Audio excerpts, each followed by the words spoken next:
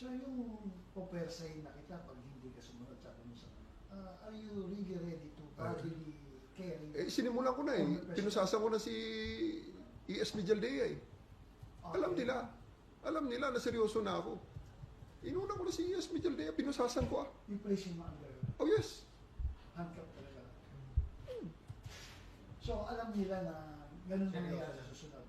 Seryoso na ako. Pinakita ko na talaga na pag hindi nila ginawa ito, iisa ang mangyayari rito.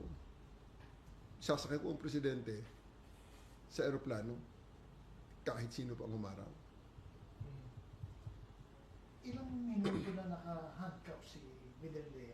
Madali lang naman yun. Nakita ko naman kasi